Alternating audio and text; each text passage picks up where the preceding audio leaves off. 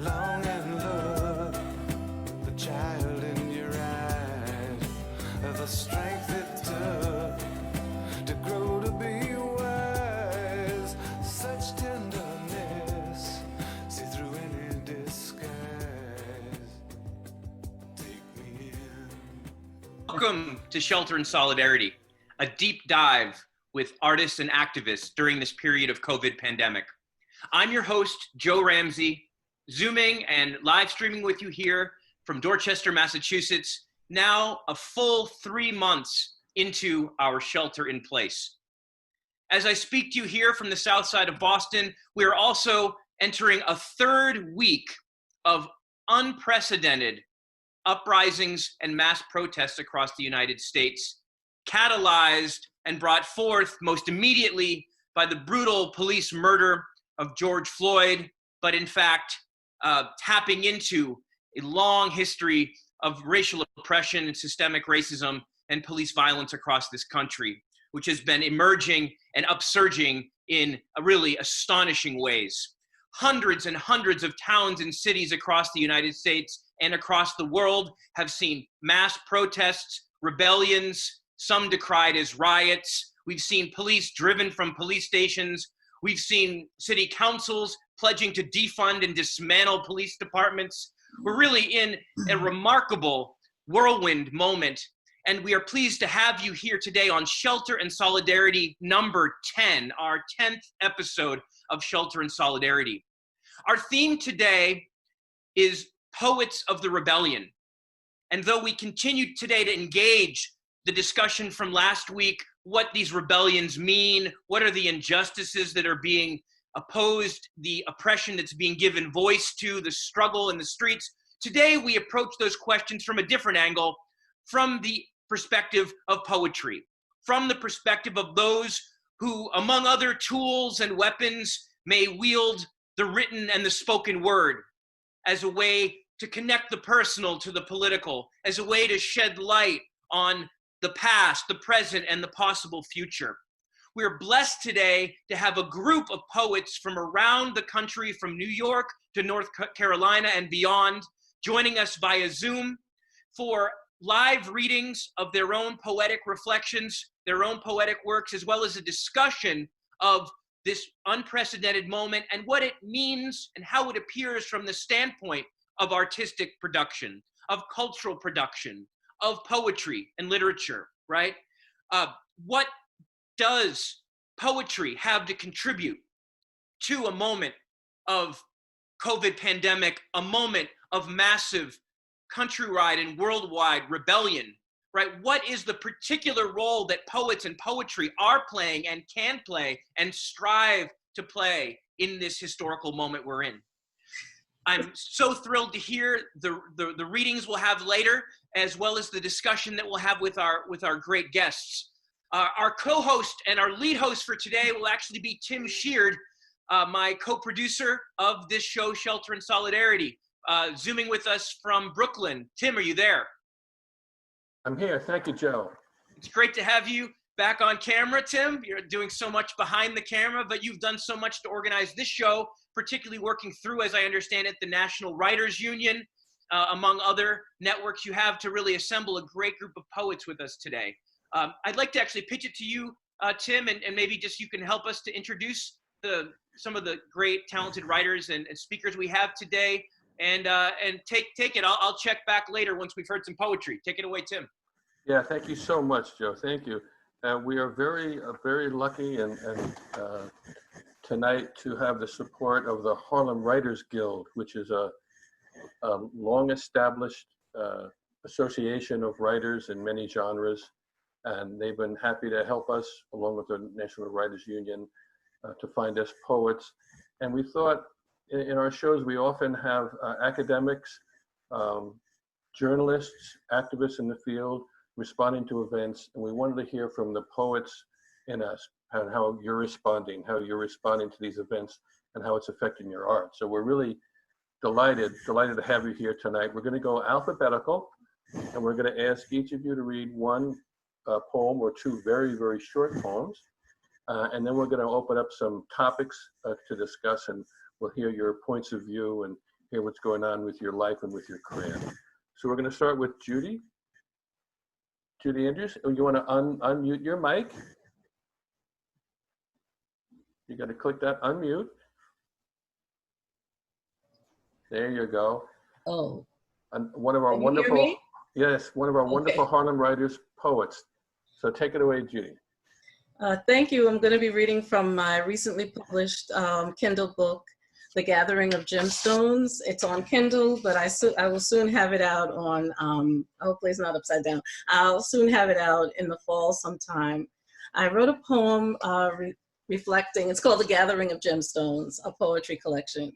I wrote a poem a few years ago, but I recently published it last month, called Cargo.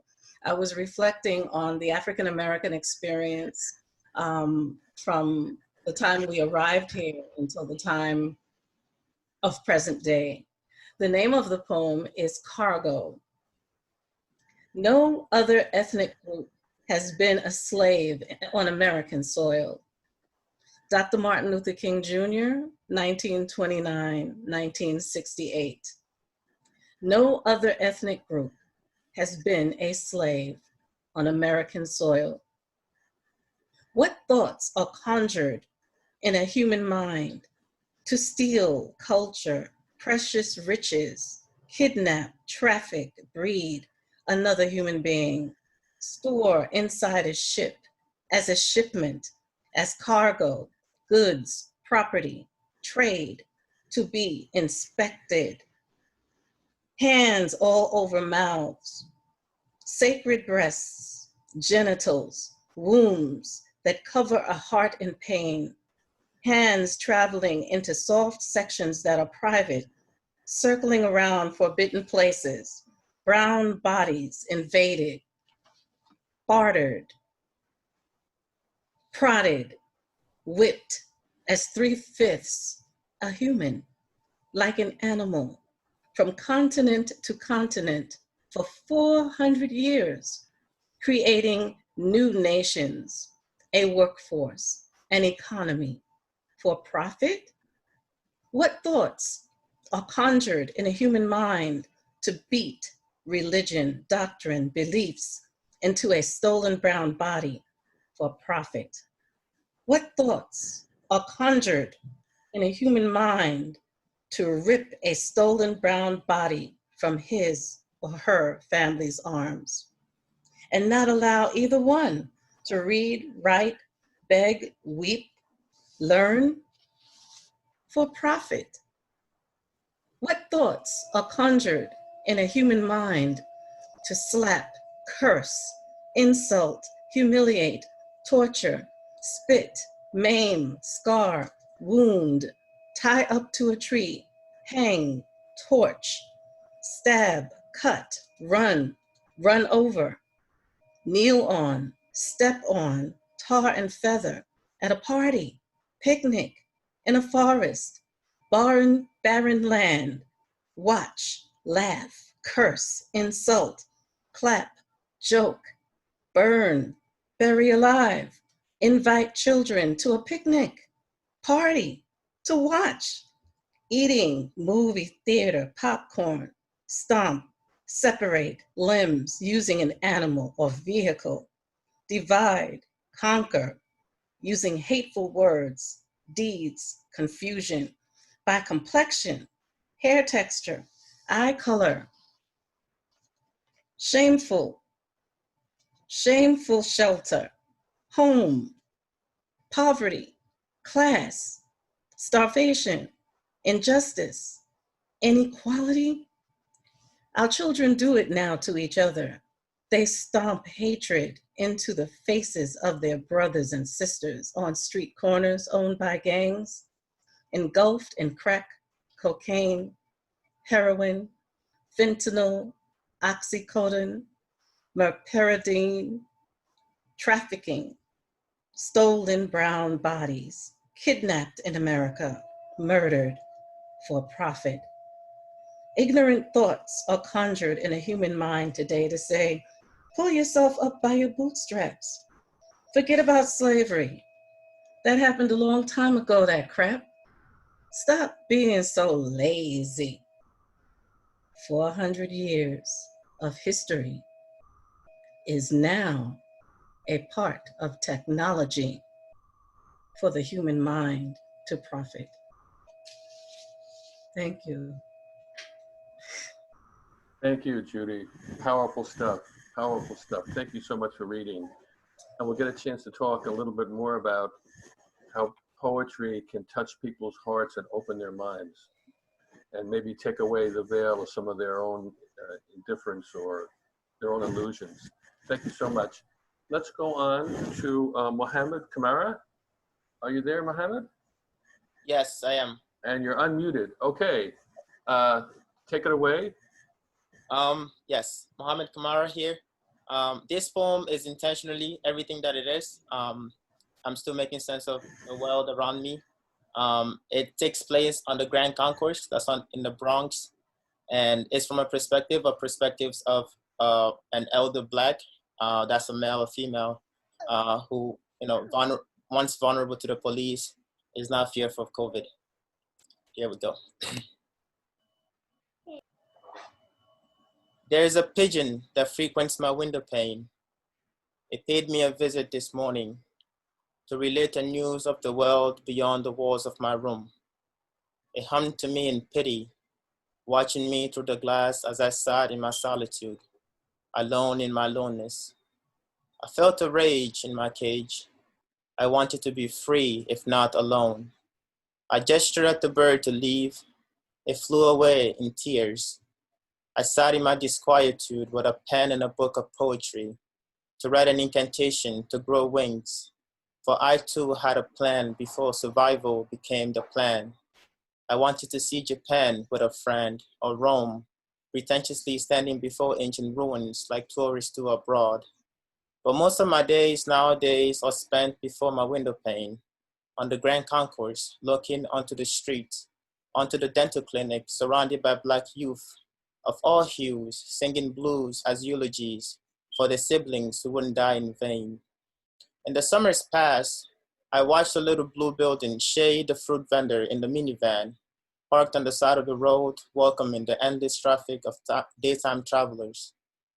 There, folks in foldable chairs play dominoes and sip on cold bottles of Corona as they sway to the music of the Dominican islands.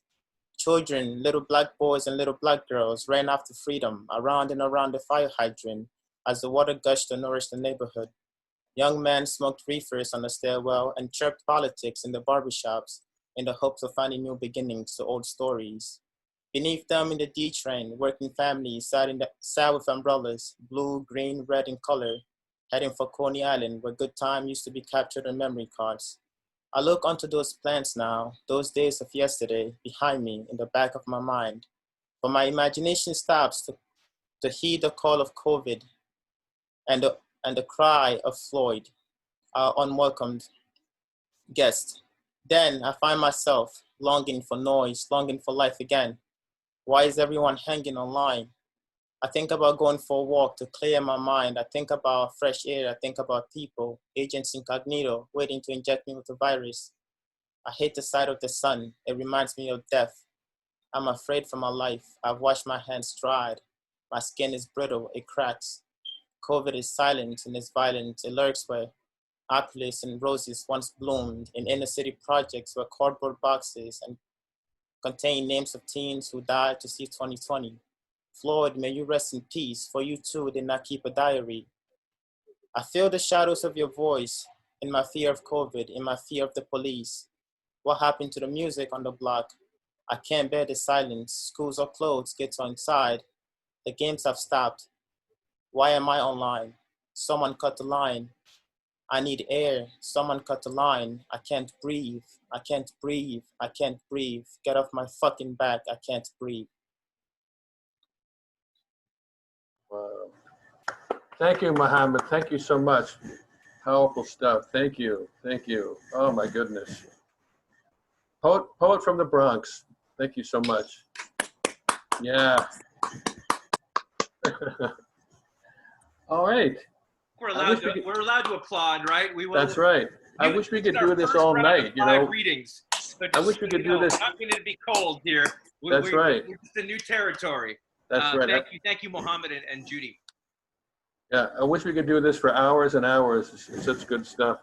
We're going to ask for Lorraine Currelley now. Lorraine is a poet laureate of the Bronx, a member of the Harlem Writers Guild, and a mentor to many younger poets. Wonderful lady. She's going to be reading 2 short poems for us. So take it away, Lorraine.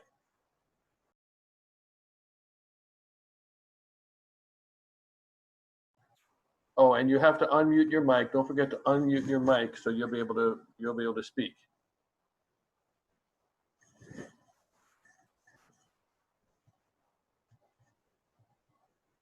She's on the phone. Do we need to unmute her? Seren, can you unmute from your end?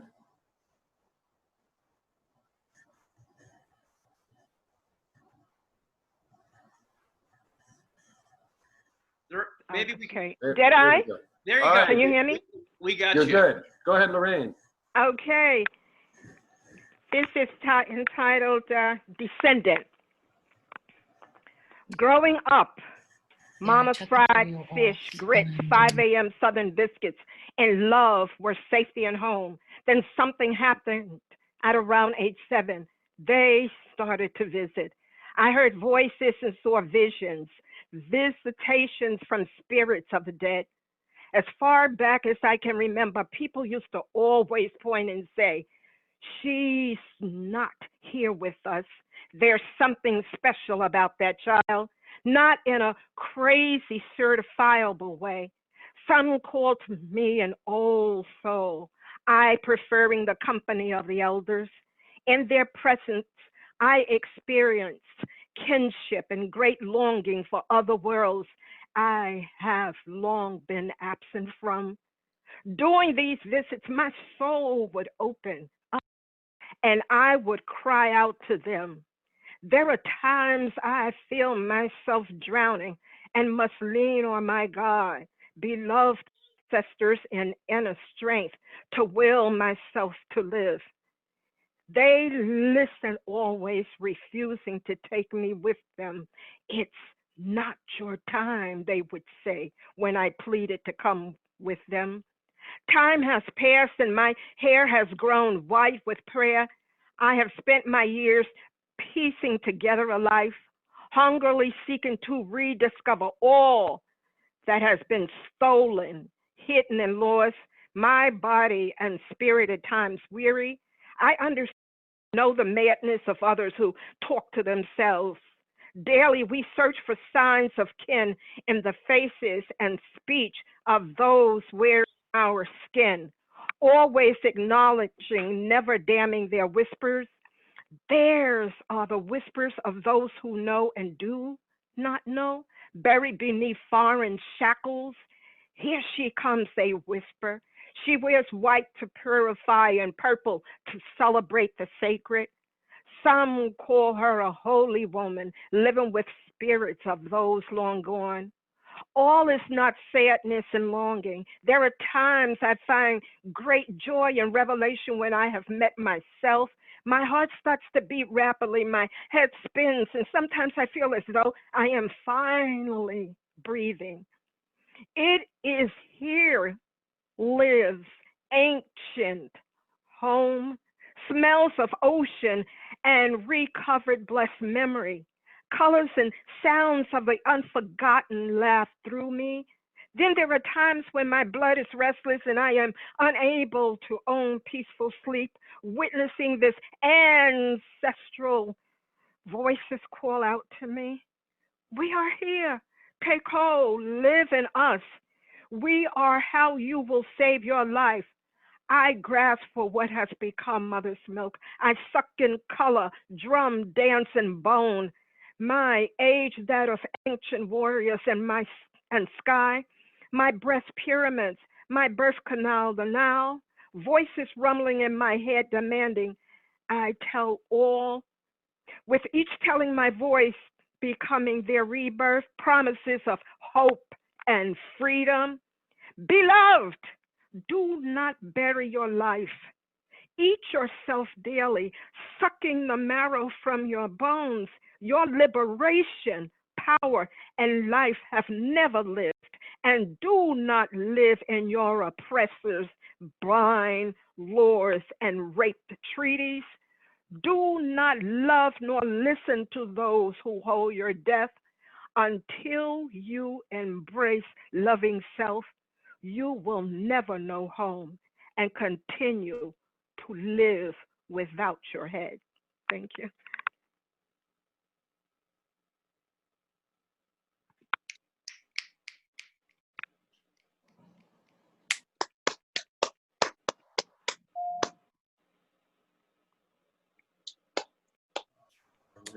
Thank you so much, Lorraine. That was lovely, the powerful stuff. Thank you so much.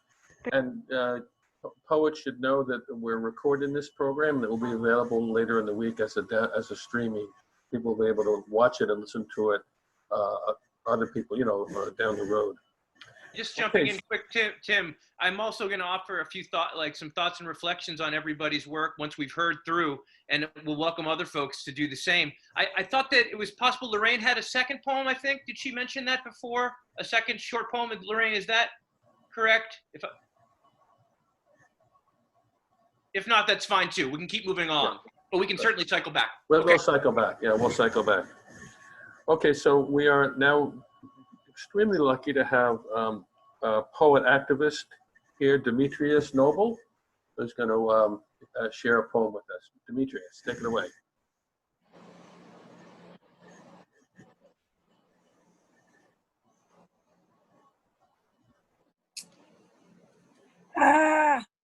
Hey, Demetrius, you got to unmute yourself, brother.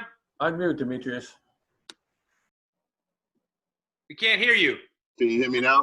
We can. All right, let's take it from the top. All right. Good. Thank you. Thank you for catching that. This piece is entitled Poverty, Policing, Pandemic, a Black Lives Matter Grounding Exercise. Inhale. Smell that righteous rage permeating from police precincts propaned with protests. I know we're in the middle of a pandemic, but I need you to pull your face mask down and smell the swell of 100,000 yells. No justice, no peace. You can literally smell the fire of our legitimate political desires whenever wind blows. You tried to hide inside, but the revolutionary aroma rolled in through busted windows. They found some rich rapping Negroes to denigrate the dark denizens who dared to remind Atlanta's black mayor that they too are citizens and are tired of living in poverty in a city that leads the nation in income inequality.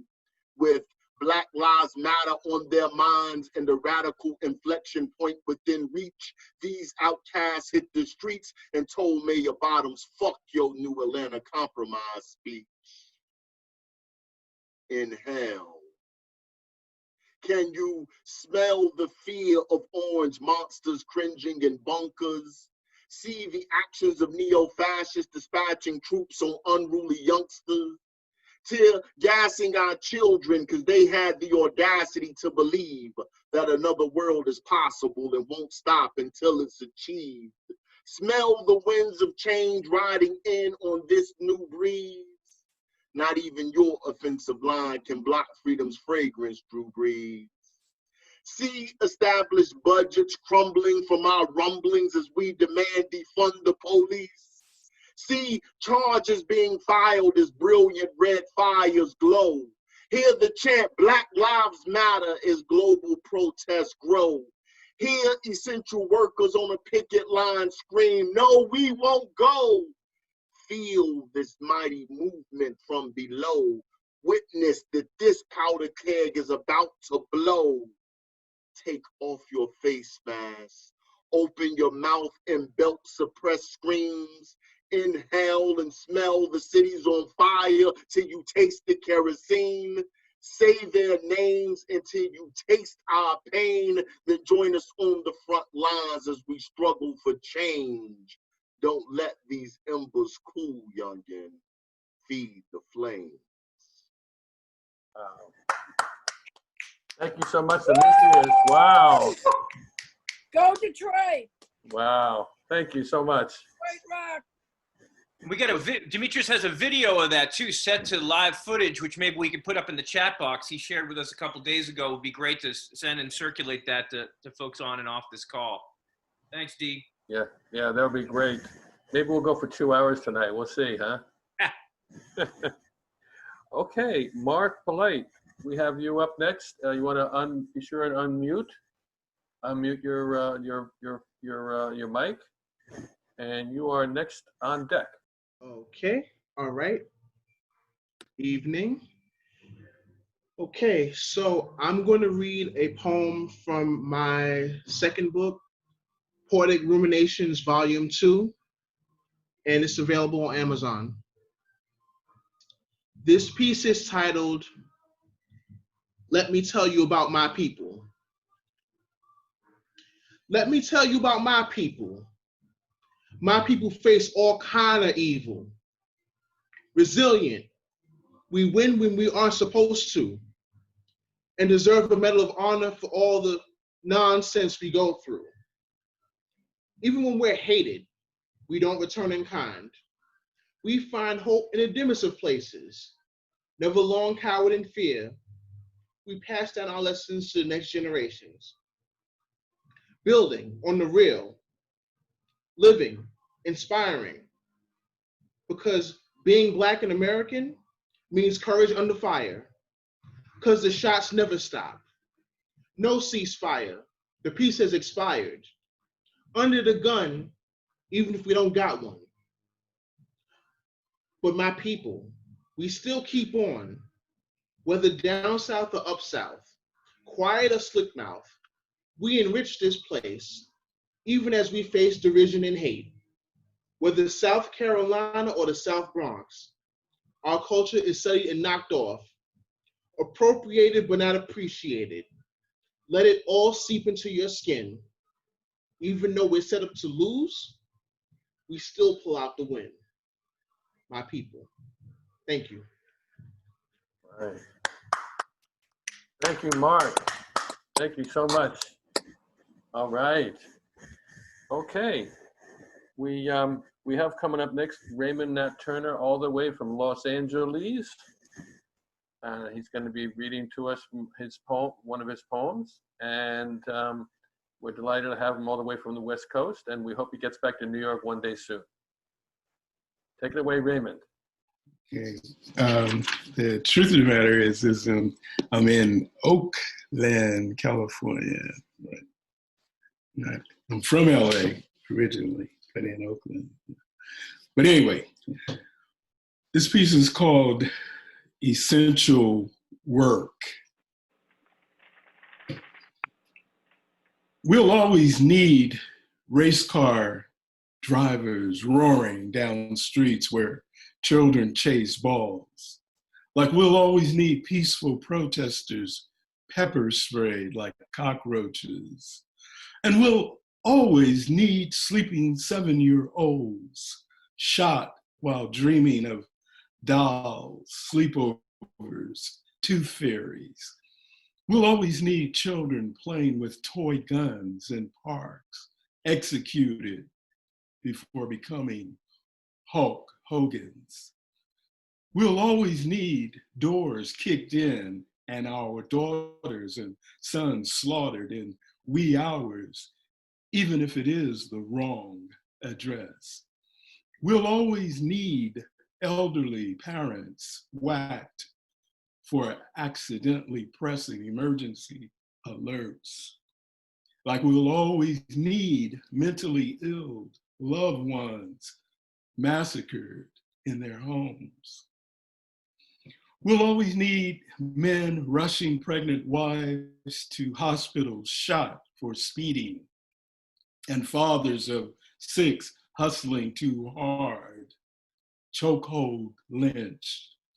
We'll always need young women who drive and smoke, stopped and suicided, and mothers wearing masks wrong, wrestled down in subway stations as their 4-year-olds watch, We'll always need wallets mistaken for guns, Glocks for tasers, fleeing Black men shot in their backs, and bridegrooms butchered night before their weddings.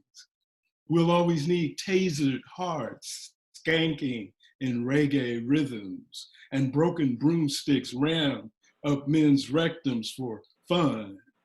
We'll always need bruised, bloody, disfigured faces, eyeballs dangling from sockets.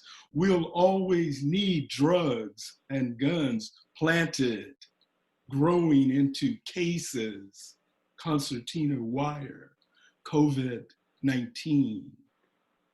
We'll always need right hooves raised, testifying to judges and juries of peers on the need for knees on necks. 56 licks or 41 shots served to protect property.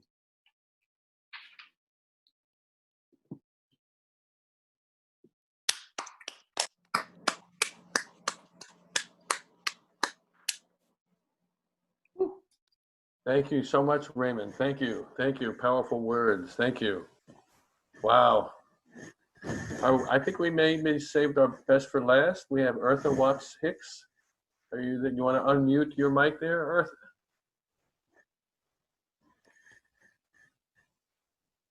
Eartha? Can you hear me, Eartha? There you go. You want to there you go. I can. So another Harlem Writers Guild poet, Eartha Watts Hicks. Thank you. I have two short pieces. Tim, if you could raise a hand if my sound is a little funny because my internet connection is a little iffy. So just raise your hand if I go out.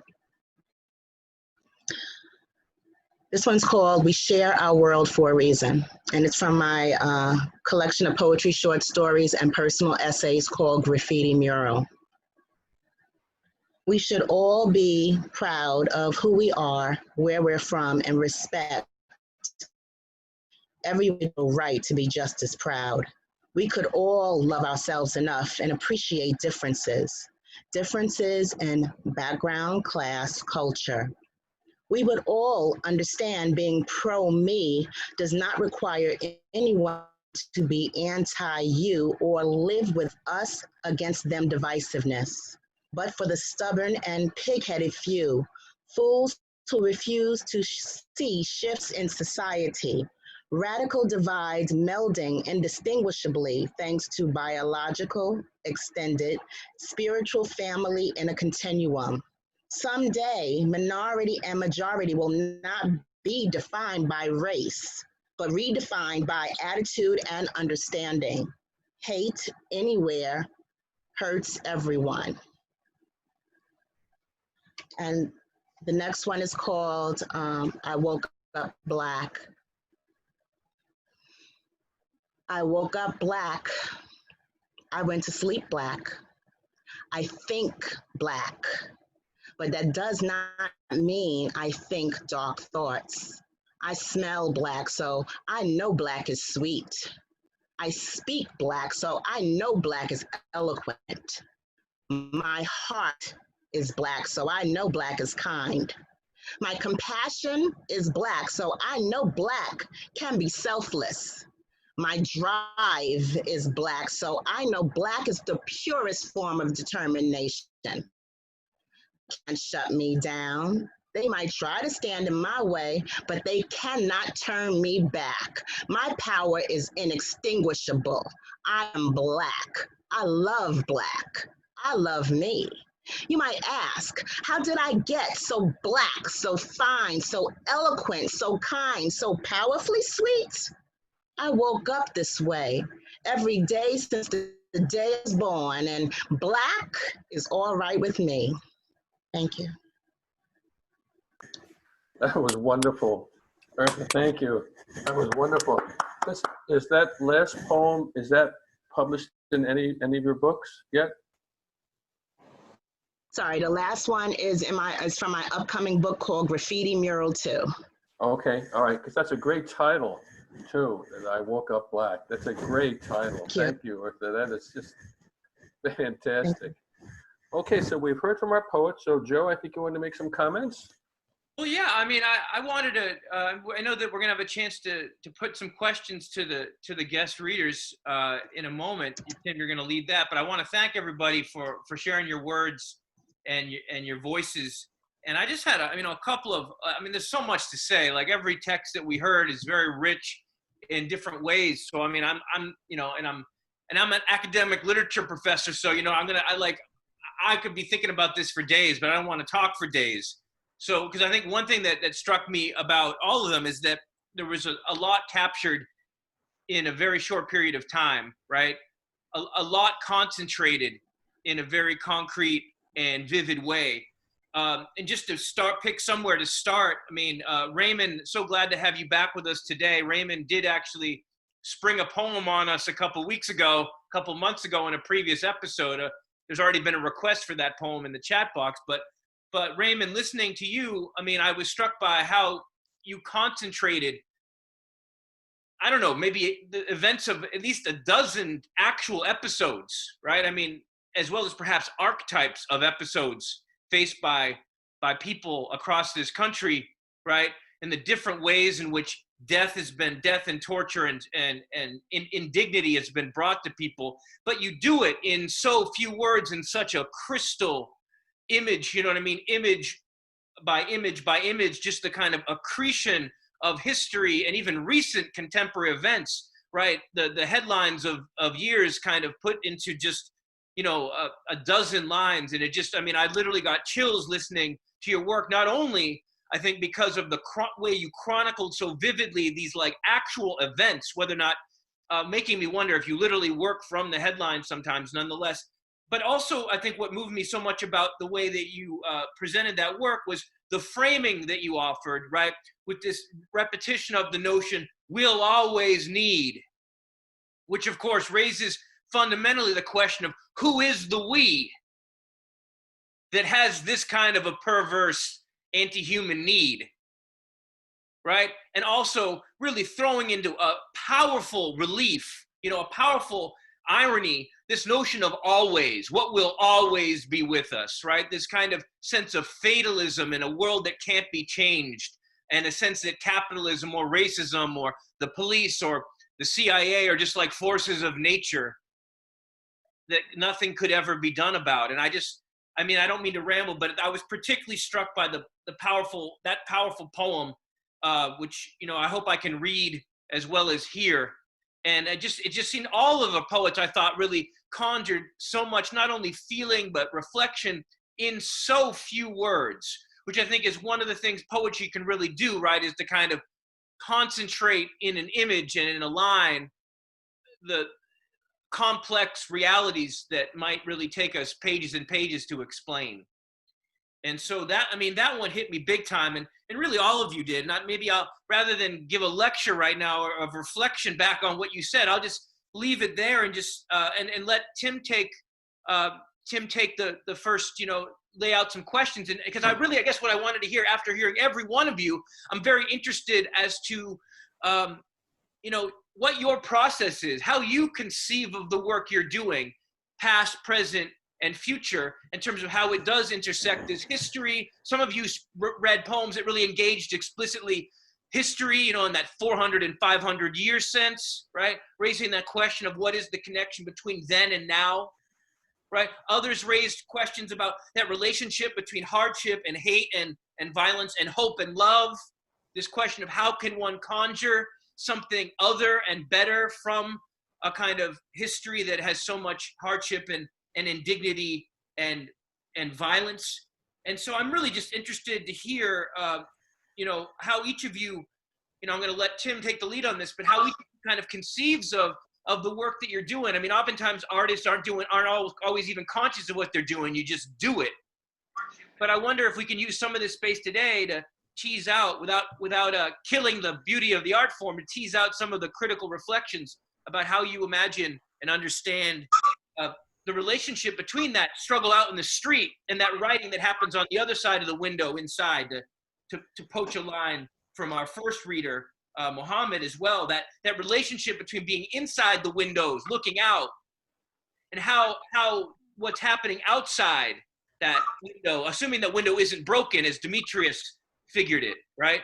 The way the outside penetrates the inside, right? And what that process, and what that looks like, and how you describe that process, and really how this particular moment we're in right now has resonated with your existing process too. So anyway, I got my questions. Tim's got his. I think they overlap a little bit, and I just really look forward to hearing y'all talk a little bit about your work too, because it was definitely very moving for me to hear. And I'll just stop there. All right, thank you, Joe. So I'd like to hear from each of you about how you see your role as an artist at this historical moment.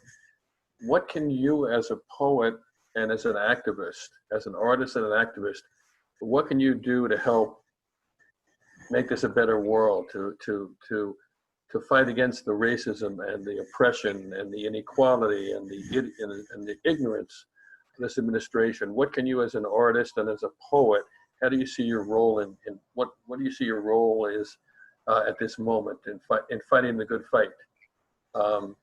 So we started out alphabetical. I mean, if you have a thought, maybe if you could maybe raise a hand or something, and I'll call on you, or if someone wants to start out as the artist activist. Judy, go ahead. As an activist at first, because all I wanted to do was write murder mysteries and and suspense, and that was fun for me. But I had been writing poetry when I was in college, but I was too embarrassed to show it. My process now is to write from my experiences and from what I observe. How can I make a difference without being, by being reflective as well as tactful? I think as an artist, you can do whatever you want to do as an artist, but I think that the people who listen to you the most will respect the way that you speak to them. The way you speak to the reader will give the reader an opportunity to make change or social change. And it usually starts with writing. People don't realize that writing can be protest and revolutionary, as well as standing in the street and protesting. So I think education is the most important. All right, thank you so much. I agree. You can open people's eyes in a way that facts, statistics can't do it, but the image that you conjure up, as Joe was saying, the image that you can conjure up, the powerful image you can conjure up, can really shake people out of their doldrums and out of their indifference, really, hopefully. Well, Mohammed, what do you think? Can you change people's hearts and minds with your poetry? It's really interesting because when I start writing a poem, I have an idea in my mind, but the pen ultimately, I end up with what the pen wants me to write almost. And sometimes you can fight that, and you end up with something that you don't really like because you've gone against sort of this natural thing. I think poetry over the centuries, right, or millennium that has been around, has this human thing to it, this emotion that, as you said, can be found in statistics, right? So you can say, well, there are people right now that are saying, black on black crime is a worse crime than, police violence, right? Or that, police killing black people is a less thing. But if, as we've done tonight, right, adding emotions to that killing, right, and tracing that killing back to the 400 years of history, that adds perspective and depth to it, and hence we can see it from a different perspective, a perspective that is more informed and can add to sort of the way we see the world around us. And I think it takes that. Numbers don't really change mind. It takes people to change people's mind, and that is done through emotions and relating to people's the better element in them. That's what I have to say. Yeah. It's the emotion that brings the point home, and that they remember. They remember because of the emotion. That's what really gives you the lasting memory, the emotional impact. And if I could jump in there to Tim, Sure. I think to Judy's poem, I mean, I wanted to say this.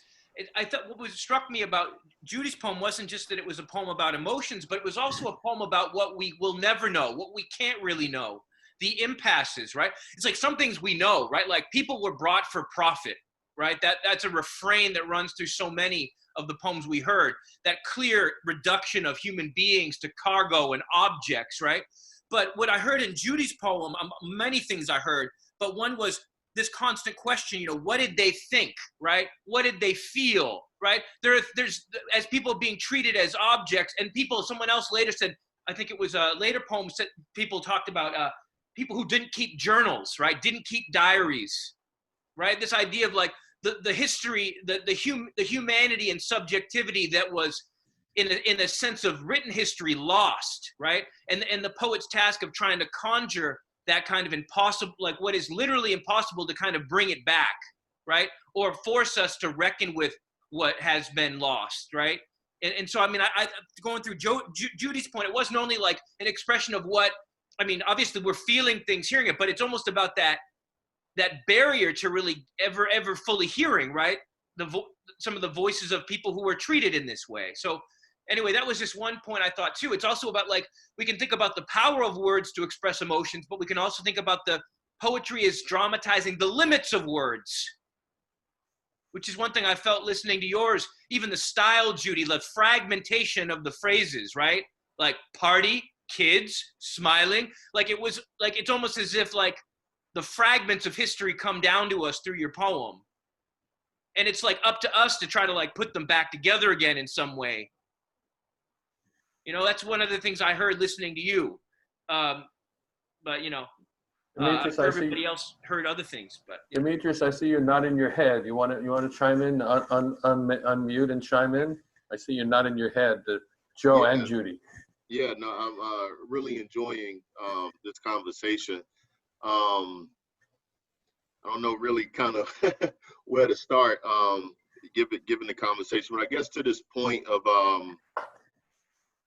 what does it mean to be an artist in this moment, and what is the capacity of the artist to impact this current moment. I like to think of myself as a cultural worker in that regard, right? Not just a poet, but as a cultural worker, an artist who seeks to situate and position my work, my cultural production in movement, in activist spaces to better enhance the understanding of the moment, to galvanize people, to energize them in a particular type of way. Lucille Clifton, the poet I really love, has a phrase where she says, "I come to comfort the afflicted and to afflict the comfortable." And I really love that, and I try to think about that in my work. What does it mean to comfort the afflicted, right? To reinforce not only their struggles, but how do we engage the oppressed, the exploited in a way that can energize them to transform their conditions so they're no longer afflicted.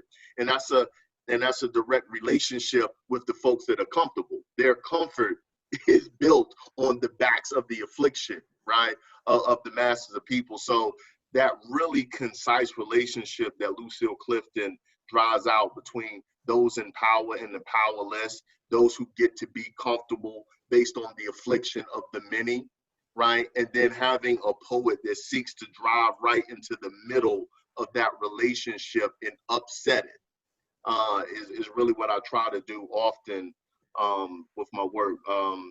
Another poet that I love, Audrey Lorde, in her essay, "Poetry is Not a Luxury," which I think we'll demonstrate in here tonight, she says that poetry lays the foundation for a future of change, a bridge across our fears of what has never been before.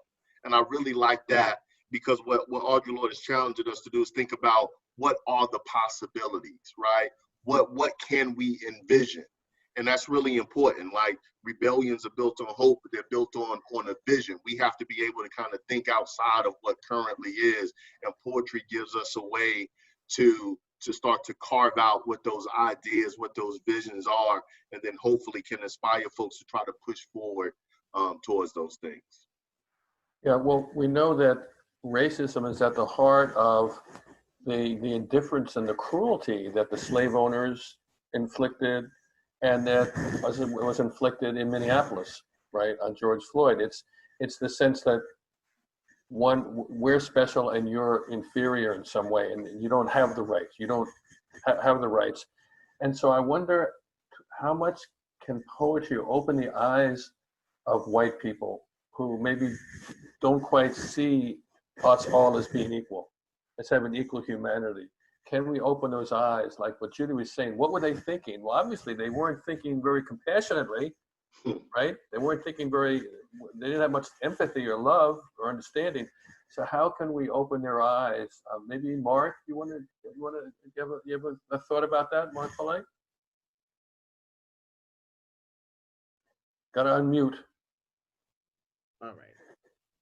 All right. So what I would say to that, Tim, is I think one of the things we can talk about here is poetry is a way of kind of embracing the commonality of the human experience. And, you know, whether Black poet, white poet, you're all talking about your experience, but specifically when it comes to really talking about humanity and really understanding what it is. I mean, it's unfortunate that, like, even in 2020, we have to frame the conversation as there being a bridge that's necessary to make in terms of Black people having to express their humanity with a poetic license. But it just kind of goes to show you how far we haven't come. But to answer your question, I would just say it's about focusing on the commonality of the human experience and really, getting into the ways in which things you don't have to think about. There's a saying that if you don't have to think about it on a regular basis or a daily basis, that it's a form of privilege. If you don't have to think about the ways in which Black people are followed around by the police and considered suspicious, that's something that doesn't enter your mind frame. You can't relate to it. And that's kind of what I got into with my piece about being Black in America, and the differences of the lived experience of us, and just kind of keep putting it out there, like poets in the past, Langston Hughes, people like that, continue to put it out there and just say that, look, you need to recognize humanity just like everybody else, and if you don't recognize our humanity, then there are going to be social consequences for that. And that's why, you have these protests, because people have had it.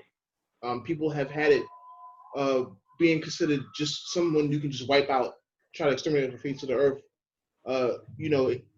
In combination with the virus happening, it's almost all these things that's happening in convergence is kind of like saying, well, some of y'all are not dying fast enough, so we still killing you. So I think that's what we're facing now. The pushback and the backlash comes from that. So that's kind of where I want to leave it, on that question. Oh, thank you, Mark. Thank you. Yeah, Lorraine, I'm sorry I skipped you. You want to unmute, and do you have a comment about what we were talking about so far, about opening people's eyes to the injustice, to the racism, and opening their hearts? Broadly, just how you think about your work in relationship to these. Can everyone hear me? Yes. You can? Yes. Yes. Okay, because I'm looking at all of these signs and they're coming on mute, and so it's a little confusing. Well, what I do, first of all, I don't have any set process, but what I do have, I use my voice. To speak about my experiences and what I see happening in the world. Also, what's very close to me is my ancestors speak to me. I'm very connected spiritually with my ancestors, their experiences. I feel as though that I speak for them. They live through me. And they teach me. So what I do, I write, and the only times that I really write, I write when I have something to say. And often it's not about me having something to say, it's about my ancestors having something to say. So that if there is such a thing as a process, that's what I do. I write when I have need to write, when there are words coming to me, when there are messages coming to me, when there are things coming to me, and often it just takes off from there. And what I have wanted to say, when it comes to white folk, it seems to me that often what happens, the onus is put on Black people to teach white people about racism, entitlement, and privilege. We've been in this country for over 400 years. People know, people are not blind, okay?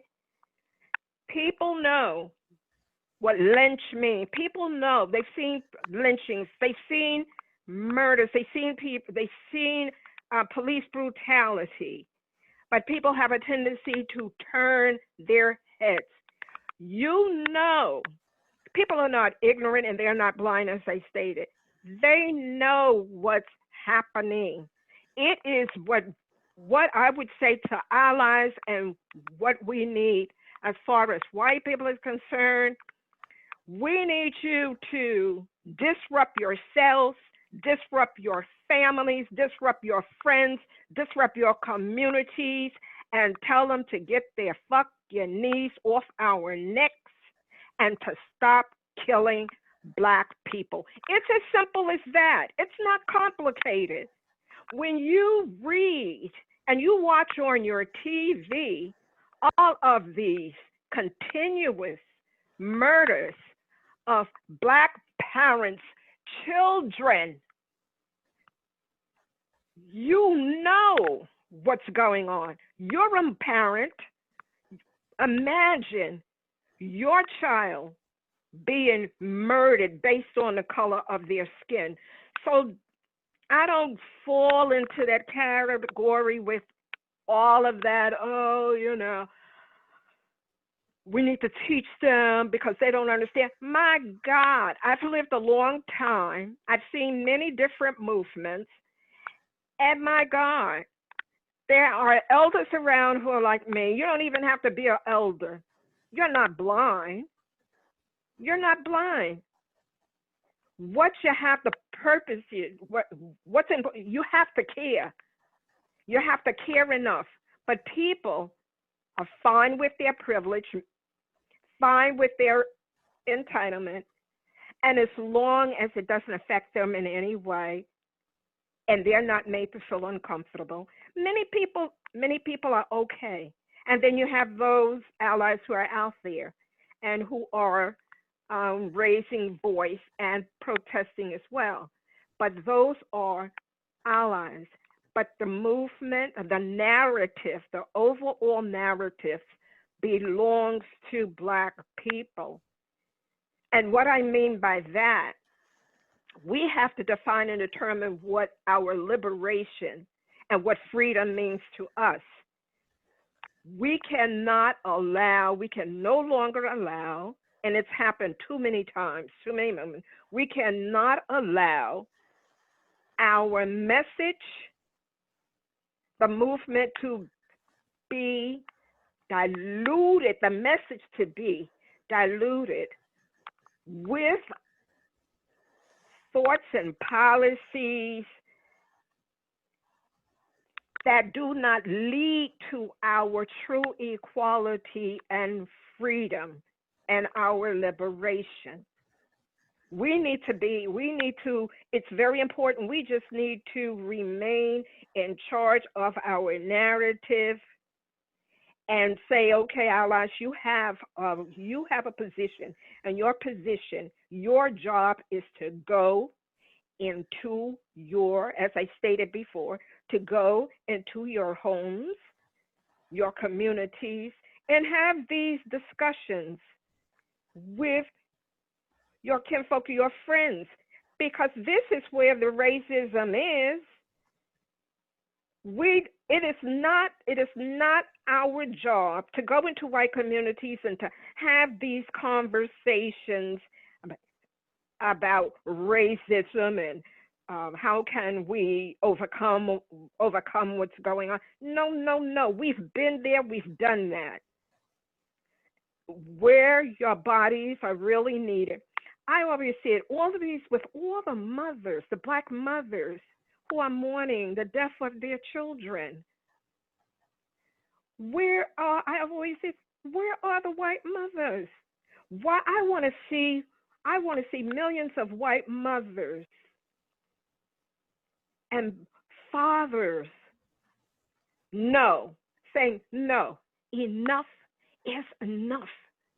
I want them to go in front of those police stations, go to Washington, go wherever it is, everywhere, and to state, we demand an end to police brutality. We demand an end to this supremacy. Our children and our great-great-grandchildren have to live in a world, and we do not want this for them. I think we have to start, I think it comes to, that's why we haven't had these real discussions on race, because everyone is trying to be politically correct. Everyone is trying to be polite, and it's not working. I don't have time to concern myself with the comfort of white folks or anybody. I don't have time for that. Why? Because I am a Black woman living in this world, and at any moment I can open up my door, go outside, and some crazed cop can kill me, or some crazed cop can knock down my door and kill without impunity. And that's what's happening.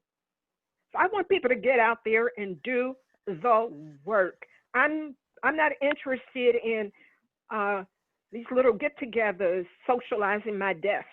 I'm not interested in that. I have no time for that. Get out, get in your communities, and talk. You know, if your relatives are calling someone a nigger, a bastard, oh, he got what he deserved. You know that, but you have to have the courage to say no. This stops. And whites who are supposedly woke and conscious, educate your family, your friends, your colleagues, your community. I speak with this because I'm very, very passionate. Why? Because these murders just happen. And George Floyd's murder, it shook me to my core like all the others did. Shook me to my core. And to look in that cop's face, he did it because he knew he could. And he didn't care. He really didn't care. And he did. No, it's not that he didn't care. Pardon my language, darling. He didn't give a shit. Yeah. Because this country and this administration have given these people permission to go hunting. Giving the permission. It's always been here, and it has always happened, the murders. It's just that for the, I don't, whatever is in that chair in Washington, I don't even speak the name, that's given too much dignity. Is brought it all to light. Oh, and I wanted, Muhammad, I wanted to just say one thing, my darling. I just wanted to say, and excuse me for saying that, dear. But I just wanted to say the mythology of Black on Black crime, that argument is always thrown in to distract.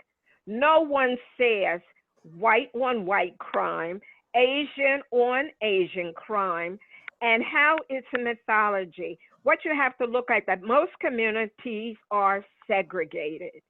So if you are in a community of Black people and you're a criminal, who are the people that you're going to practice your trade on? If you are an Asian criminal and you're living in an majority Asian community, you're going to practice your profession on people who are available. So that black on black thing, they always throw that out as simply a distraction and to justify the murders. Thank you, of Lorraine. Black We want to give some other poets a chance. Okay, to I speak. said what I had to say, and I'm sorry for taking No, that's so all I right. apologize Thank you. for taking the Raymond time. Nat Turner, I'd like to hear your thoughts. And we have a Can I actually just request. respond to one thing? I mean, just Sure. adding on to Lorraine's point. I mean, Loraine, thank you for sharing all of that, and even just hearing your voice without a face here, I think it was quite powerful. And I just want to say, like, the crime that exists or the violence that exists within, ghettoized communities, people that have been, in urban areas that have been deindustrialized, where unemployment and has gone through the roof as capitalists abandon the very people that built their fortunes. Like, the violence that accrues in the wake of capitalist abandonment, I think is also to be the violence that might be there is actually to be laid at the foot of the system as well. I mean, I think this idea that, like, this idea that black on black crime is like black people's fault is, pardon my French, bullshit as well, right? It's like, oh, did black people just decide we want to live in super hyper segregated parts of the ghetto next to the factory where the pollution's being fumed, right? And we want to live next to the railroad. No, that's like the product itself, right, of like white supremacy and all these laws that limited where people can live, right, and limited their access to jobs. And so, frankly, I mean, Mohammed, if you're thinking of ways of responding to the black on black crime thing too, it's also like, well, you know what, the escalated violence that might might be involved in some communities is also to be laid at the foot of a system that has not given people. Everything is laid at the foot of the system. That's Right. exactly what I am saying. It's all systemic. It's all laid at the foot of a corrupt, unjust, Yeah. Absolutely. inequitable system. Absolutely. Yeah. No, So anyway, That's where it results from. That's where it results from. Great. Can we- Thanks. I mean, just to jump in there, I'll let you take it back, Tim. Take it over to Raymond. Raymond, I'd like to hear your thoughts, and we have a request for you to read about It's Capitalism, Baby, if you have that, if you're ready for that. But let's hear your thoughts first. Yes. Well, okay, the first thing I'd like to say is that I'm heartened by the young people who've come out in the streets across the country, Seattle, Oakland, LA, New York City, Tennessee, on and on and on. You get the drift. And because they represent the world that is being born before our very eyes. They were of every ethnicity, nationality. You had 14-year-olds and 15-year-olds leading demonstrations out here. Just absolutely amazing. And a lot of them were women, young women. It's a predominance of young women in the forefront. So that should give all of us joy in terms of looking at the future. Secondly, I'd like to say that, as the brother Noble said, I too consider myself a cultural worker. I've worked in warehousing, driven forklifts and unloaded 18-wheelers and done janitorial work. So I'm working class, clearly. And so I have a class outlook. And as a cultural worker, I think the task of cultural workers at this moment in history and time is, if one is a painter, a dancer, theater, a playwright, poet, instrumentalist, I think first and foremost is, I think it's incumbent upon all of us to dig deep and hone our crafts and make them, because when people are in countries where revolutions are taking place, and it's my hunch that that's what we're witnessing, the early stages of. I wouldn't put my money on it. But in any case, cultural workers have a significant role to play in all those struggles, but it's incumbent that you see that I'm speaking for myself, I'm putting an I statement, sharpen my axe, hone my craft, and be able to be on the front lines in the cultural arena, because there's class struggle going on, make no mistake about it. And it's happening in a number of arenas. It's happening on the economic front with the bailouts to the banksters and multi-billionaires. It's happening on the streets with the tear gas and weaponry.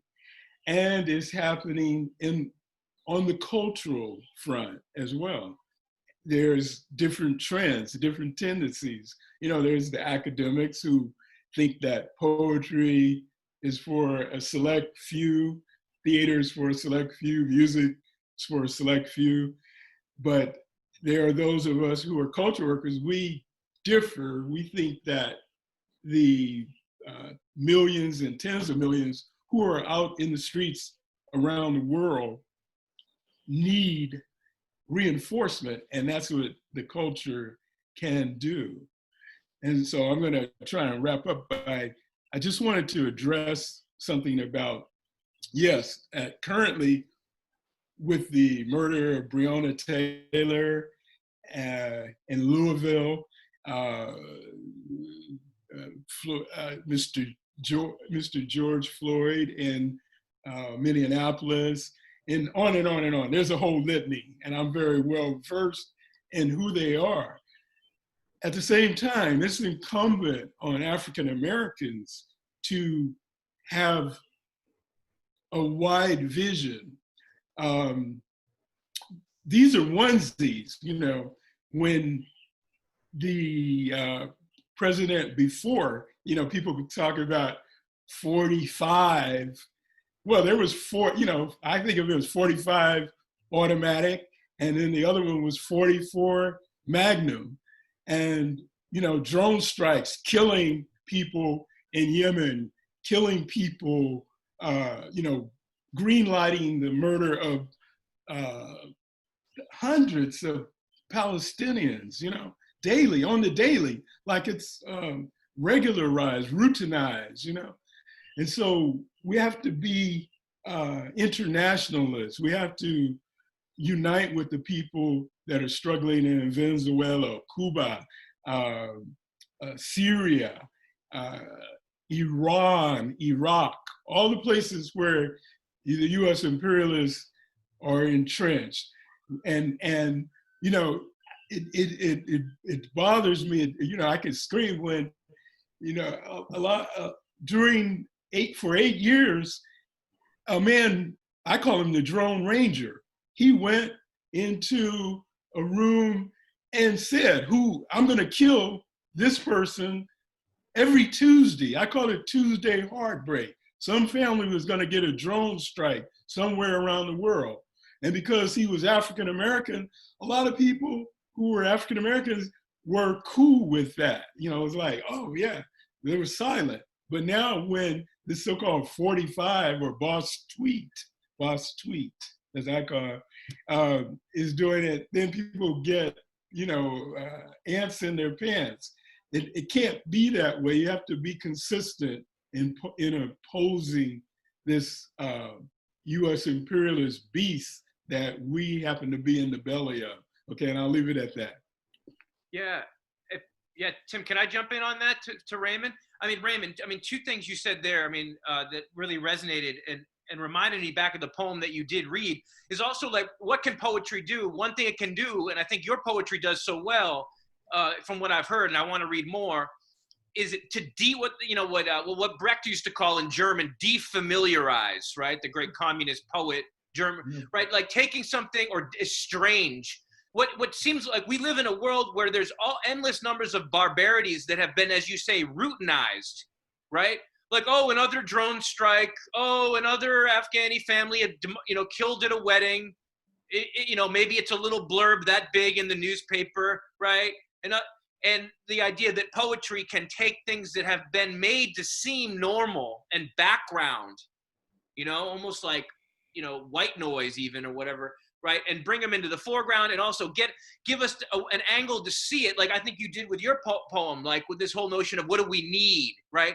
The idea of like, of course we don't need people being, right, maced and choked, and but maybe a system does, right? And the way that you kind of help us to see even the headlines we may have heard, but to see it in a new way that now makes it seem like more intolerable than it did already, right? More absurd, more just like, hopefully in 100 years or 400 years, they'll look back and be like, what the fuck were they thinking? How could they allow this to go on for so long?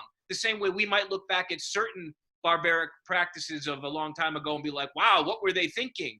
So I just, that power of poetry to estrange, right? Take something that's been rendered normal and get us to see how fucked up it is, right? In a way, but I think the other challenge is like some people talk about writing poetry out of experience, but as you point out, and I think Demetrius did this with his poem too, a poet that wants to speak to imperialism, that wants to speak to internationalism, and not only what's happening in our own backyard, has a challenge too, right? Like how do you conjure vividly for people what the society has rendered and tried to fragment and kind of separate us from so much geographically, socially, culturally, right? Kind of bracket things off so that if they appear at all, it's only as a statistic. So I mean, that's not really a question, but just like a problem, I think, right? How do we make the international crimes of this system as vivid as George Floyd's strangulation, and the power that captured for people, right? And I'm not saying that like horror is the way to go, like as if the more horrific images, the better. No, but just like, it seems like a challenge for poets too. I'm curious how people, Demetrius, I know you deal with, you're very insistent on the need to have an internationalist perspective on Black life and on life in general, right? Like not just a nationalist one. I don't know, if you would want to speak to that, but or anyone else, but how can people give voice to things that have been rendered so distant? Well, even the so-called woke folks in this country often don't think about or don't talk as much about what's happening abroad. We haven't had a chance to hear from Eartha again. So Eartha, do you have any thoughts or comments on what Raymond and Joe was talking about, or would you like to give any response to any of the poems that you heard? You got to unmute, Eartha. Sorry, hi. As far as international issues, we have enough issues at home to focus on. There's enough going on out in the streets for us to worry about and take care of first. It's one of those situations where, on the weekend you wake up and you clean your own home, you don't clean your neighbor's home. So that being the case, as far as international affairs, those who are in government and who are in position to deal with those issues, fine. But the everyday person, the everyday Black person, really, we just want to wake up in the morning, take care of our families, love ourselves, embrace our lives, do what we have to do to keep going without the interference of those who are afraid of us just because we're Black. We have a right to live our lives and do what we're called to do every single day. And someone else shouldn't interrupt my existence. It shouldn't interrupt anyone in our family's existence. But every single day there is a police sketch that looks like every man in my family. So it's something as simple as looking like a police sketch puts everybody in danger. Whereas that's something that other races don't really have to concern themselves with. Just waking up, oh, you look like a suspect, or the criminalization of young Black youth, in the papers, in the media, the language that's used. We're guilty until proven innocent. So, you know, as a writer and as a poet, you know, my concern is shining a light on the narrative so that you can see where the dark spots are, where the injustices are. You know, the injustices in the culture, the injustices in how we're described, the injustices in how we're perceived.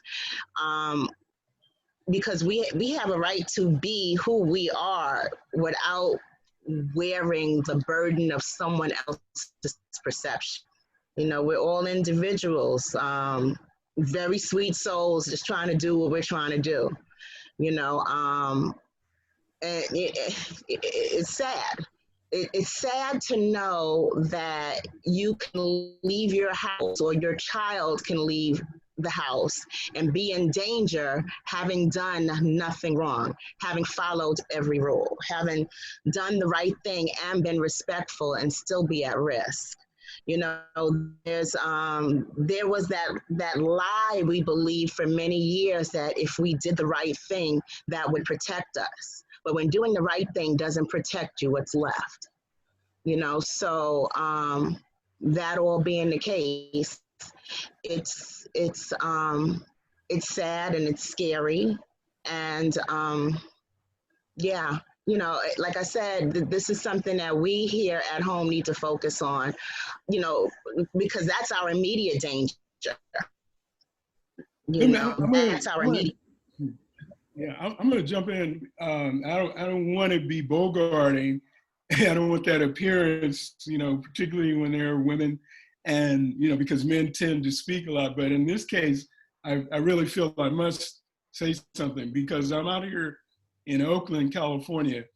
The longshore workers, Local 10 of the ILWU, when South African workers were being oppressed under the apartheid regime, refused to unload a ship called the Ned Lloyd Kimberly.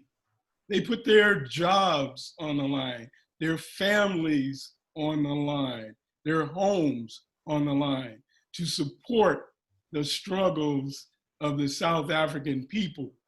When in '68, when the African Americans came out in 125 cities after Martin Luther King Jr. was assassinated in Memphis, the Chinese people issued a statement in support of the African American people's struggle, talking about the system of capitalism arose and throve with the enslavement of the African people. And the Vietnamese people likewise issued statements. So there's, and there has been solidarity throughout the years between the African American people and the Palestinians. So our struggle is part and parcel of the struggles of the people of the world and vice versa.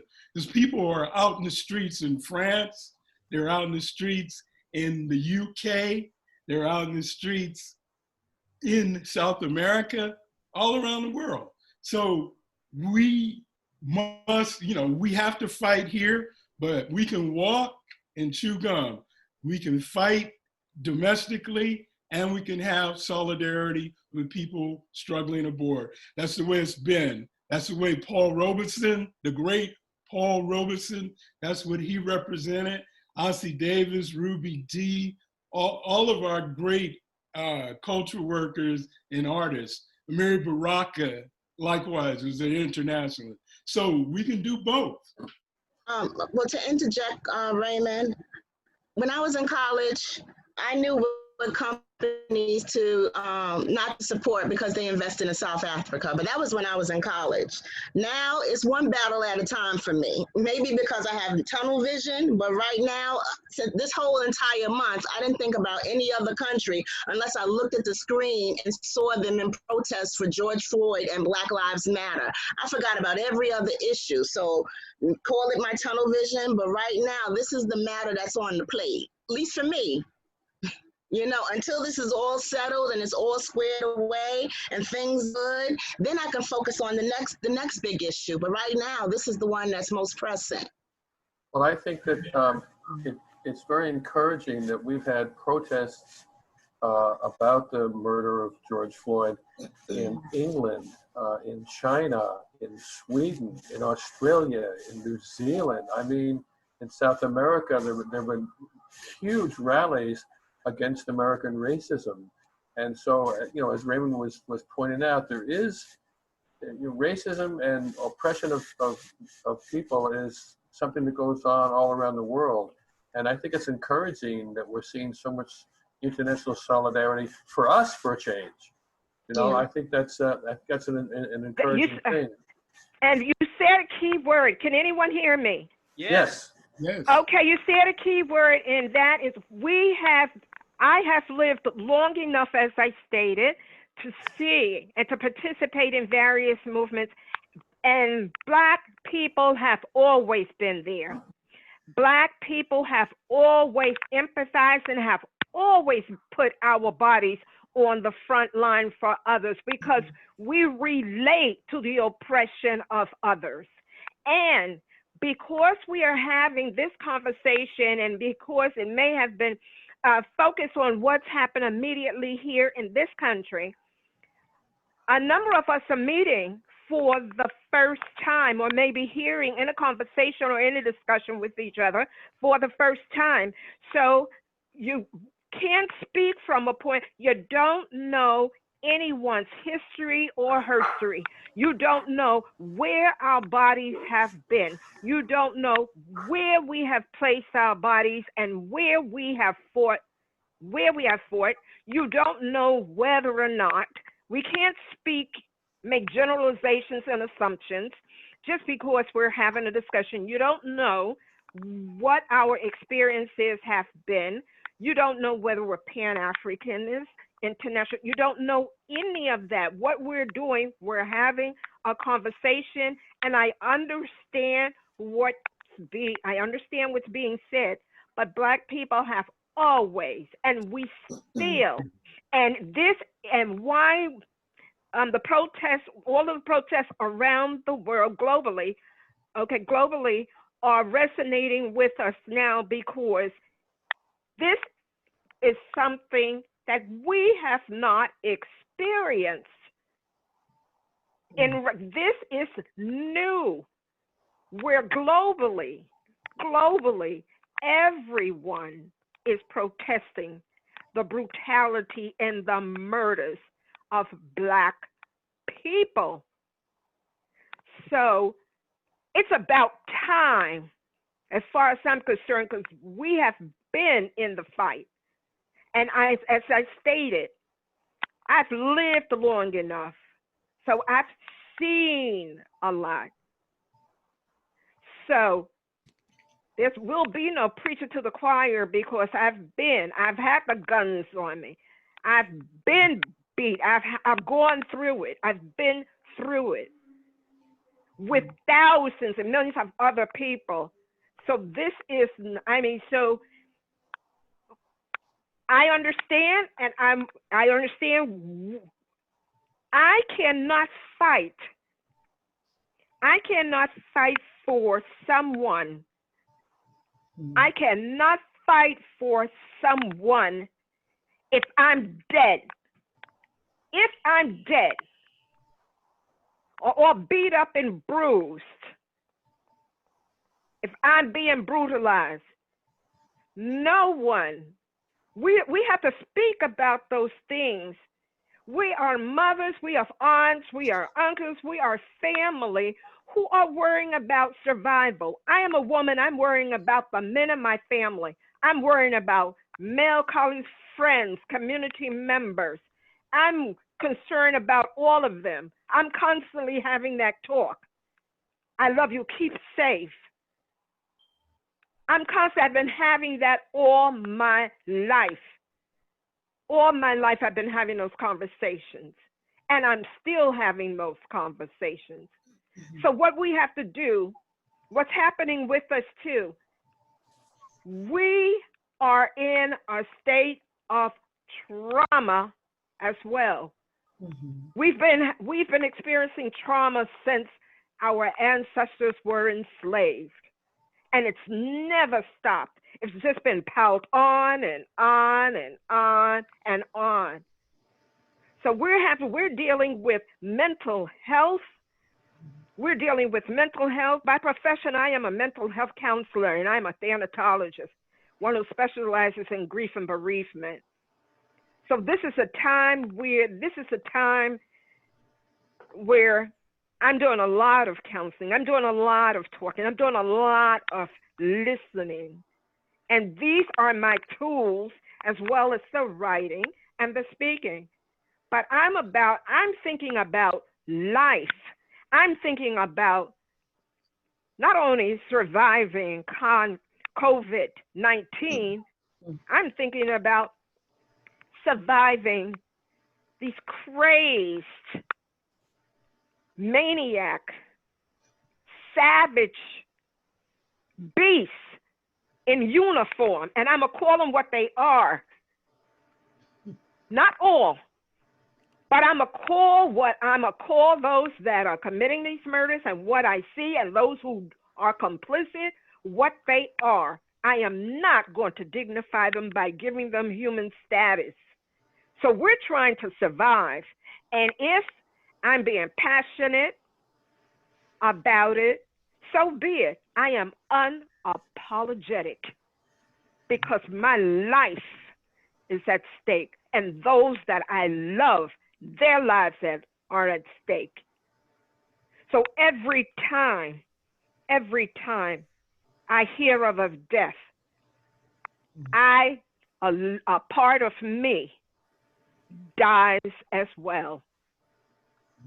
A part of me dies as well. So we know all about. Yes, we know about the politics, my darling. We know about that. We woke, we're aware, we read, we know. We know we know political, what's been happening globally. We know all of that. But right now we're saying, I have to focus on home. I have to focus on just staying alive. I have to make certain that my family is alive. I have to make certain that everybody is in their place and I can call and hear their voice. That's where I'm at. That's where I'm at. And so with all the protests, all the people globally, yes, allies, we need you. We need each other. But this, I have to say, with all of that said, it's about time, because our bodies have always been on the line for everyone. Everyone. When this country didn't want the Vietnamese, we stood with them. We stood with them. We protest. We stood with them. Muhammad Ali. Sure. What was his famous words? Oh, yeah. No Vietnamese ever called me nigger.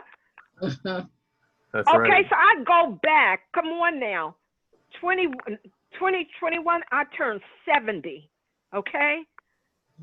So I have seen a lot. Thank you, Lorraine. Thank you. We're way over our normal hour of allotment, but that's okay. We're having a powerful conversation. I'd like to know if any more poets have any other closing comments or comments before we move on. Yes, Tim. I just wanted to say, a lot of times the media does not show what's going on in the other world, in the world other than the United States.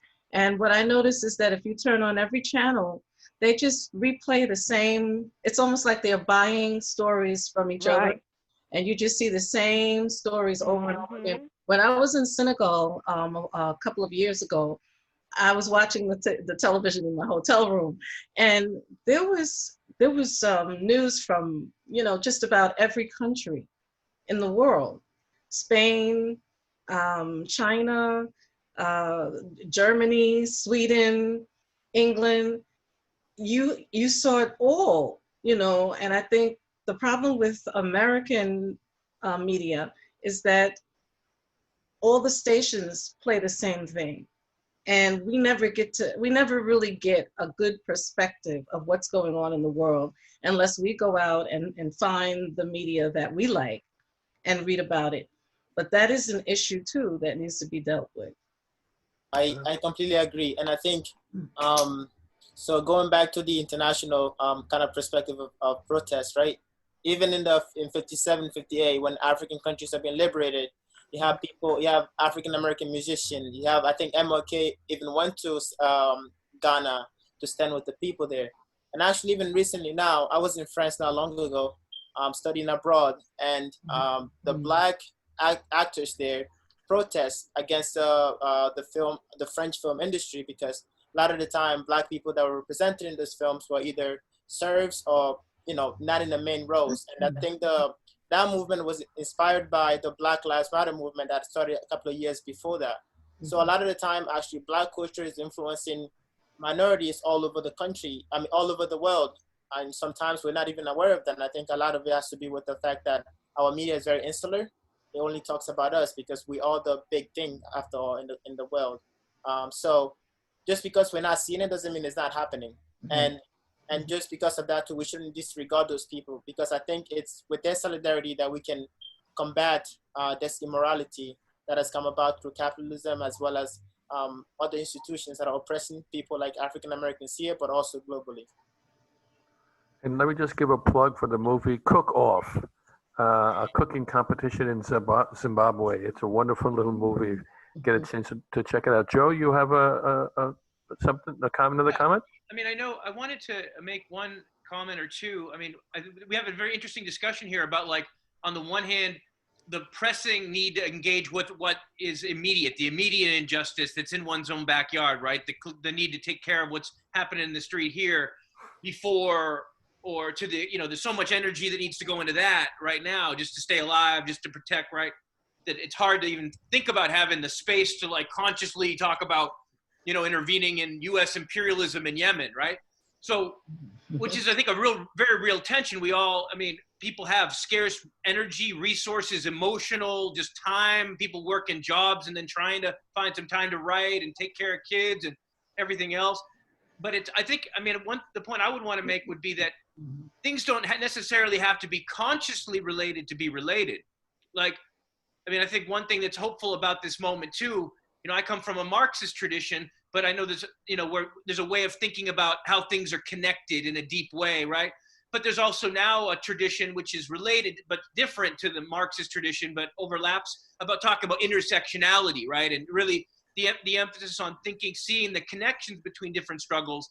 Doesn't mean they're always consciously connected, but the connections are there. And I think also one thing about poetry is, right, it's when it's at its most powerful, it's not necessarily listing everything, checking off every struggle in the world, but by its very crystallization of a particular, right, image and situation, it resonates profoundly. It strikes that web of life, that web of the system, that web of humanity, and you feel the vibration of it even in unexpected quarters, right? So the people in Minnesota, in Minneapolis, that took to the streets for George Floyd probably weren't thinking, oh, I'm going to try to start an anti-racist movement in Paris, right? But they helped spark that. They helped strike that chord nonetheless, right?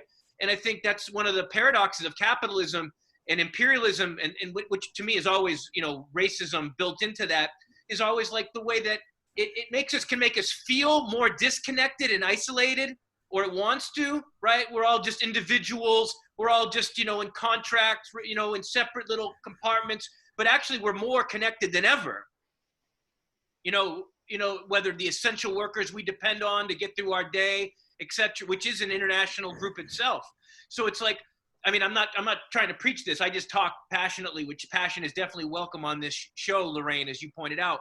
But I think it's just very powerful to think about how poetry can unearth and raise to the surface connections that are there, you know, and not necessarily explicitly. It might be for the reader, right, and the listener to draw out the connection. But I think listening to all of you today, you may not have known how connected your works would be, but I heard a tremendous amount of connections between one another, but also to many other struggles in the world. And the final point I'll make is just that as a scholar of mid-20th century, like Black writing and literature and the American left, it's like there's such a history of African-American struggle in particular, and cultural workers having incredibly powerful global effects. I mean, the brother Paul Robeson was mentioned, the great Paul Robeson.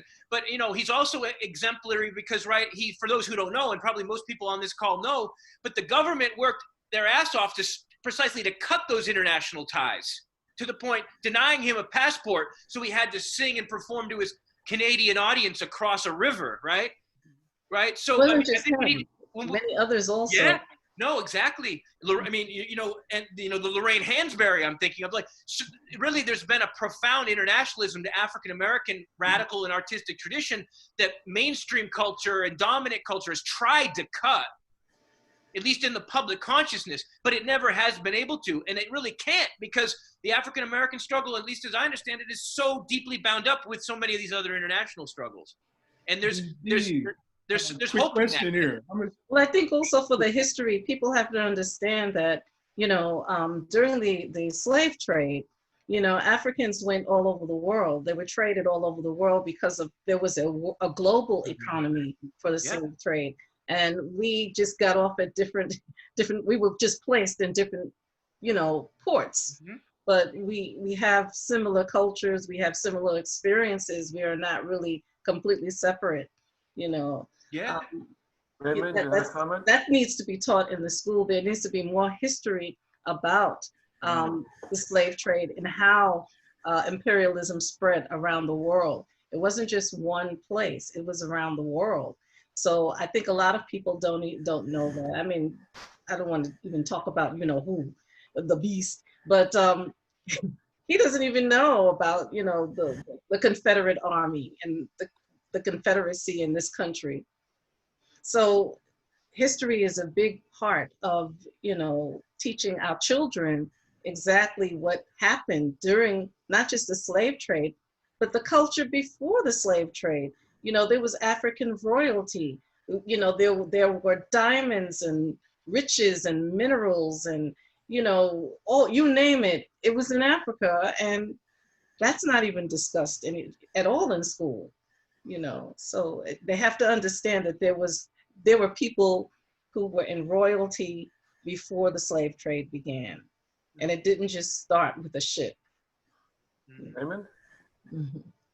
I was wondering what is our time like, because sometimes I think like Brecht, someone mentioned Brecht, and Brecht said sometimes things are maybe not clear because they're excessively discussed, as opposed to not discussed enough. And sometimes art can do that. I have a piece that if there was time, I'd like to share. If not, I understand.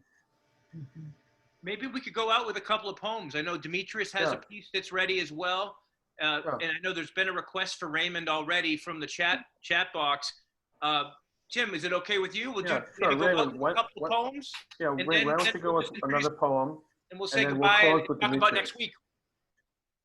When I hope some of you will join us next week as well as we continue this. Would we like to, Raymond, you want to take it away and then Dee? Yes, if I could. This piece is, it is solidarity. 7-year-olds dying in Third Reich detention. Poppy, are we there? Are we almost there? Wide-eyed incantation of a child, 3 feet plus, 60 pounds. Exodus, leaving the lowland 6 days before birthday 7. Poppy, are we there? Are we almost there? Beaming birthday celebrant on the bus, munching an uncrushed pink frosted cookie from Poppy's beat up backpack. Poppy, are we there? Are we almost there? Her small, soft hands celebrating heroics of an unshaven face, chasing dreams. Dreams of pine tree scents and small gifts, compliments of the magic of his hands. Dreams of the doll her mother promised before dying suddenly. Dreams of asylum from violence, fleeing extractive capitalism's suction tube tentacles. Poppy also had dreams of Jaybird, as he called her, teaching school and university with compassion and skill, like she instructed stick dolls he'd crafted from fallen branches. Poppy, are we there? Are we almost there? Springing up and down on her invisible trampoline, Poppy's promises of a Christmas tree and celebration in California racing through her amazed and amazing mind.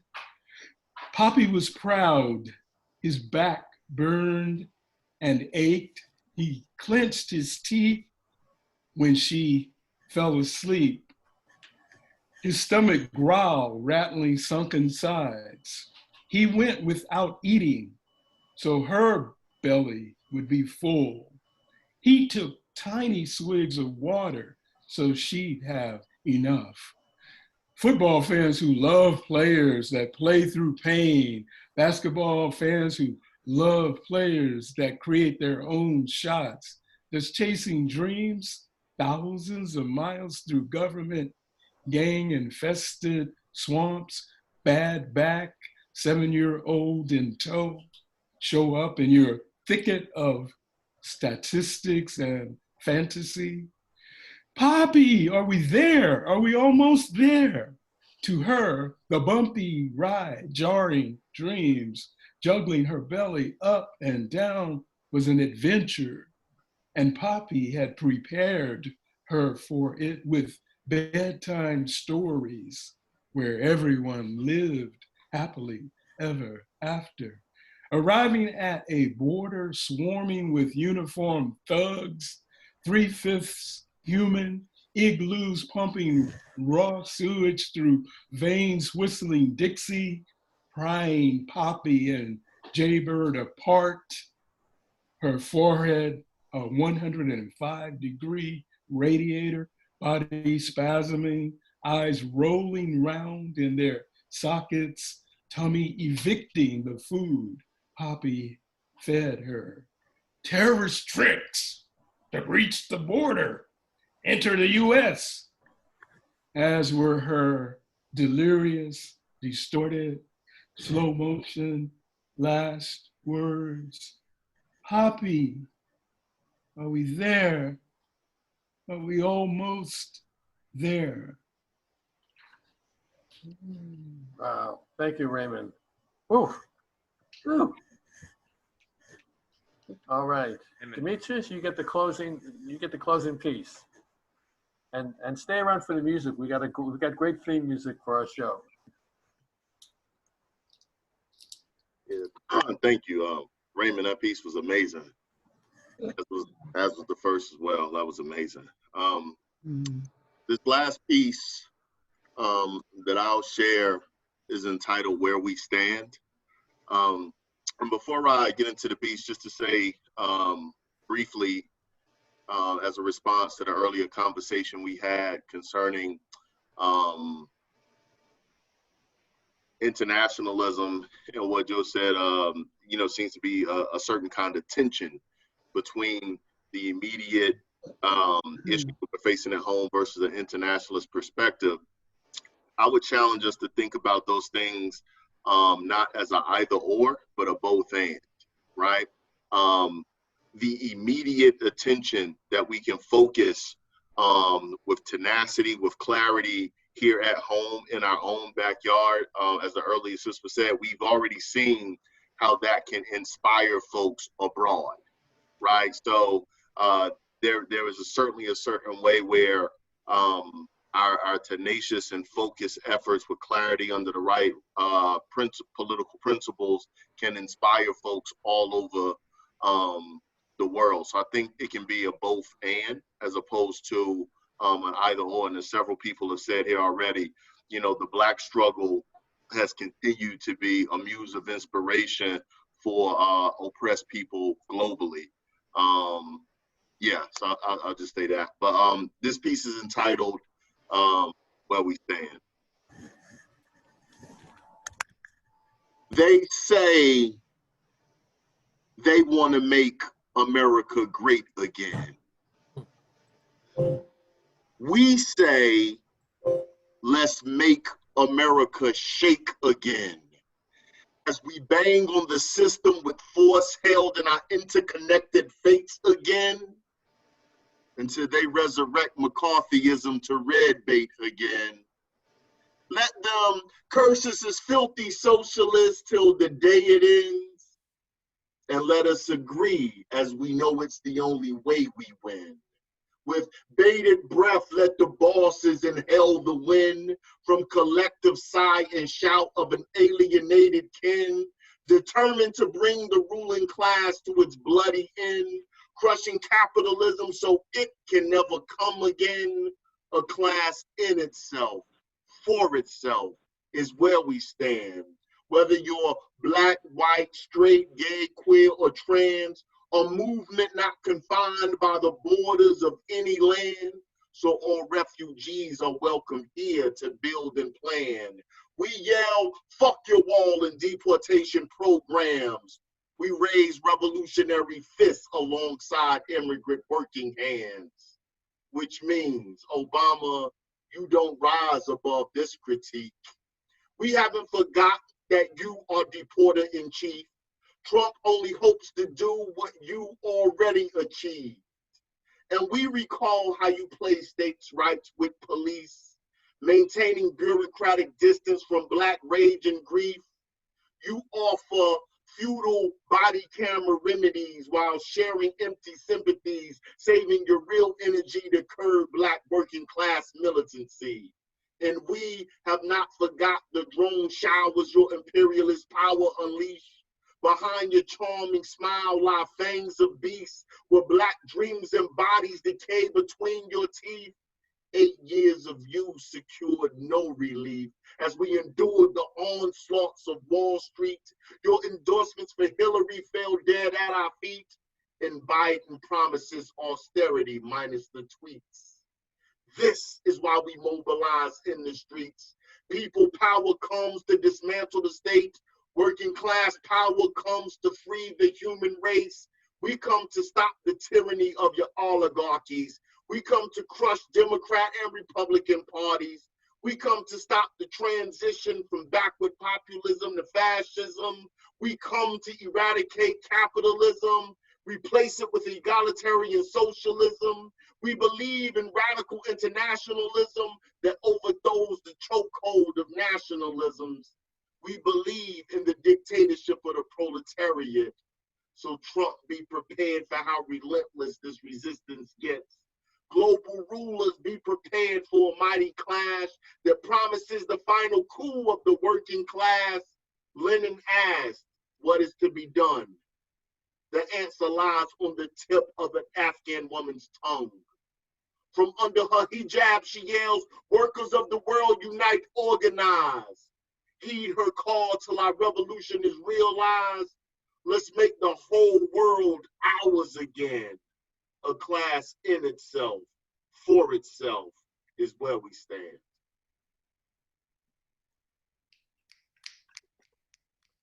Thank you, Demetrius Noble, for that closing poem in what has now become almost a 2-hour presentation and discussion. I'd like to thank you all for being here. Thank you all to all the poets. We will share your work on our website, our Facebook page. We will be back here again next week to continue this conversation. Though art may not be the central focus, these themes that your work has been raising surely will.